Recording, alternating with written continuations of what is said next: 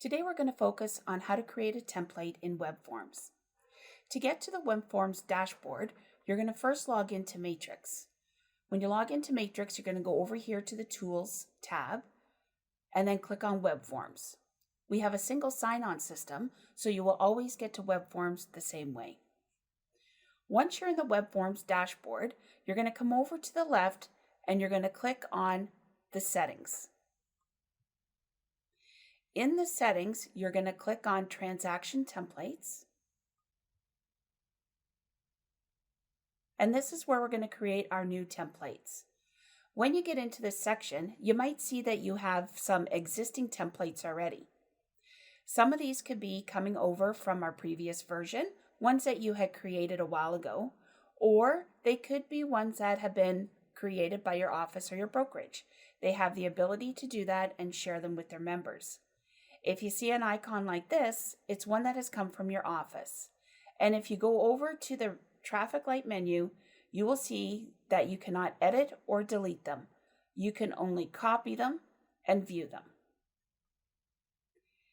If you see this icon, it means it's a template that you have created.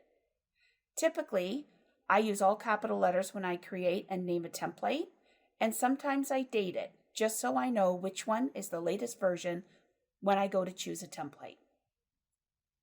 If you go to the traffic light menu here, you will notice that you can copy, edit, or delete your own templates. You can clean up your template area by deleting any that you may not choose to use again. To create a new template, we're going to come up here to the top and we're going to click on the plus sign in order to add a new template. In this area, you're going to name your template. For today's training purposes, we're just going to do a very easy offer. So I'm just going to call it a blank offer template. And you can go ahead and date it for today if that makes things easier for you. We're going to choose residential sale as the type. And then you can put something in the description for your own reference, but you could leave it blank if you want. You might put something in here like use for residential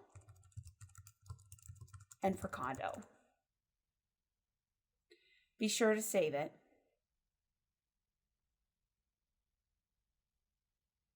Once you've created the details, which you can see at the top, you can close up that section. And it looks like there's a lot of information here that we need to add to our template, but in reality, we're only adding things to the template that we use all the time. We will never use the same checklists, we will never use the same contacts, and we will never use the same team sharing for each offer that we do. So the only section that we need to come in here and to complete is the forms. If you click on the arrow, you will see currently that this template is empty. It has no forms. So we're going to go ahead and we're going to add the forms to the template. Come up here to the plus sign to add the forms. There's a couple of different ways that you can add the forms to your template. You can go and choose items from any of these folders, or you can use the search bar up at the top. If you choose to use the search bar, you can search for the form by the form name or the form number.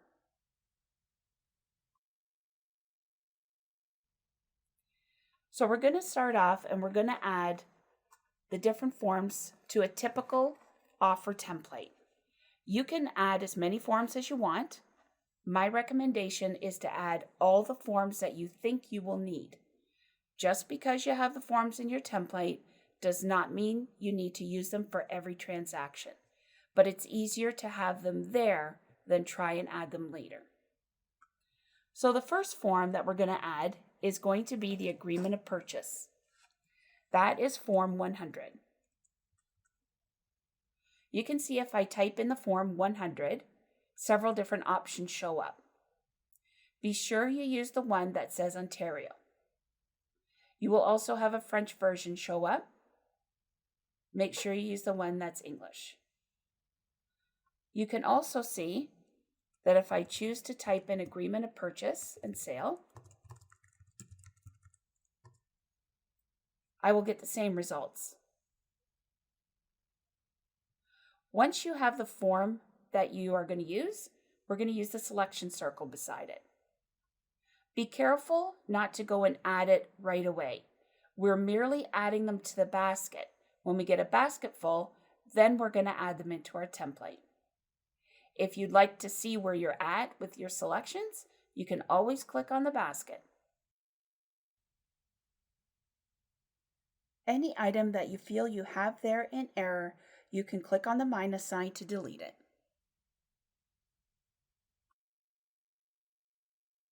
Next, we're going to choose another form to go into our template. We're going to choose Working with a Realtor. That's Form 810.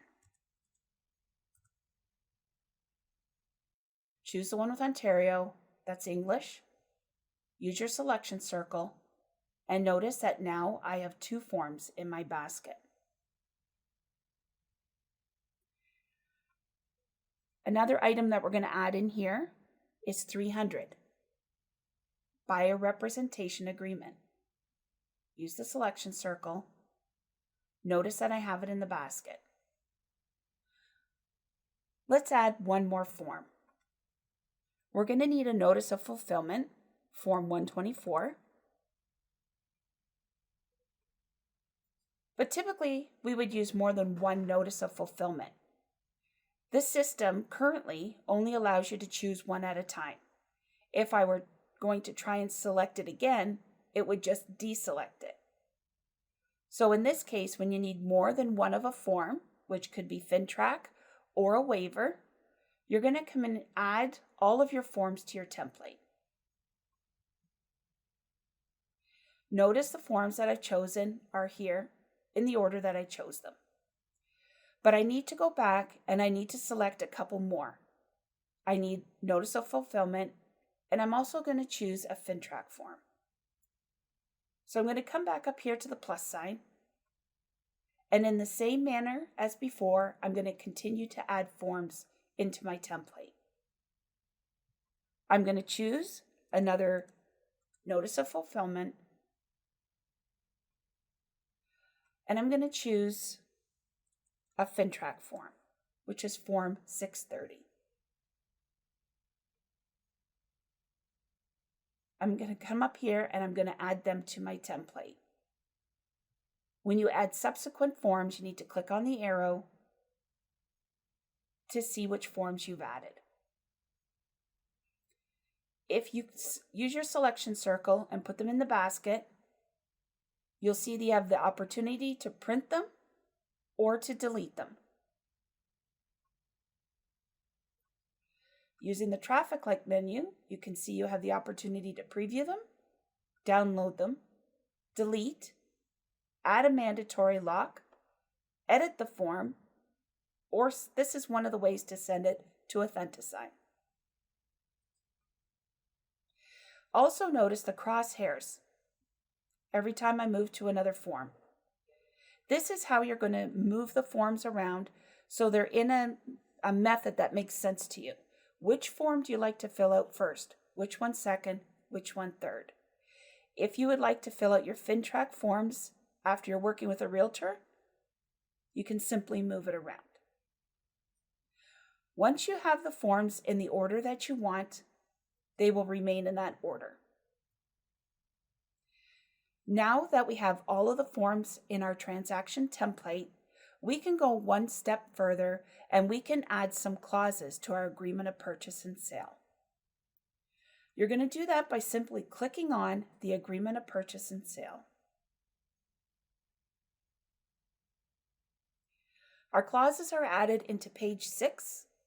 So we're going to come up here to the book, which helps us to navigate to page 6 quickly. You're going to click in the white area to produce a green square. Now you're ready to add the clauses into your offer.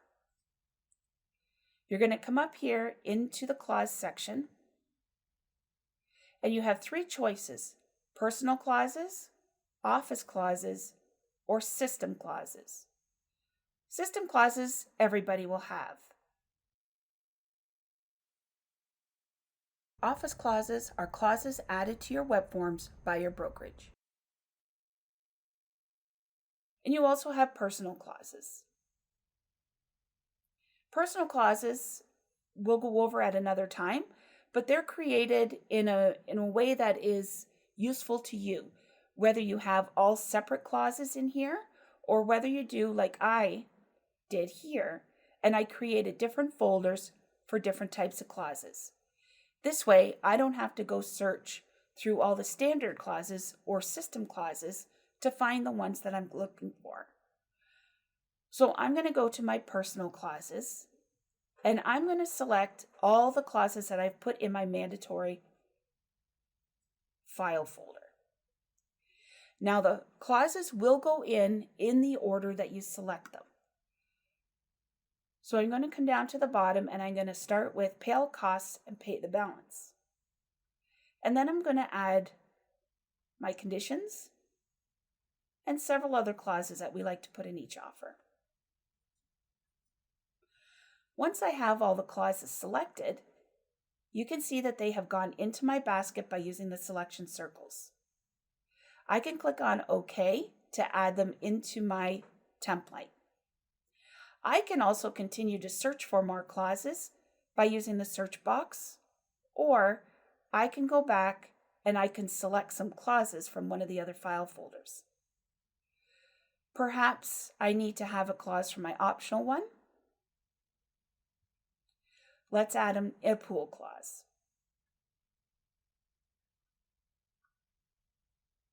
You can see that my basket now has 8 items in it.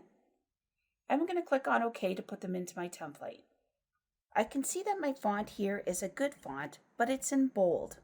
And I don't think I want to have bold in here, but I chose it as one of my setup features. However, I can change it for this template. I'm going to come up here to Fonts, Style, and I'm going to change it to Regular Helvetica. Now it looks better in an offer and easier to read. You can see that each clause has been put in with a line in between, so it's easy to read. But you'll also notice that I have this scroll bar at the side. If you have this scroll bar, it will make the print small when you go to print this offer because it will not go on to the next page. In order to keep the size of font that you like, that you feel would be easy to read, simply scroll the scroll bar up to the top, scroll the page down to the bottom, and select everything that's below the scroll bar. Then you're going to right-click, cut, come up to the top, add a page, yes.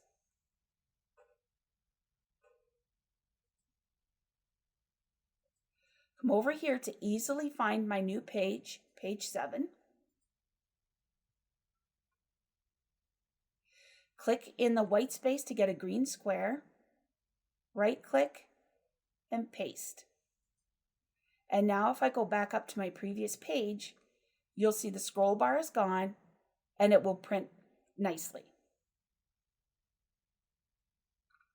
Now we have some clauses in our template, so when we go to use this template to create an offer, we're already way ahead of the game and we're going to save time because we have part of it done already.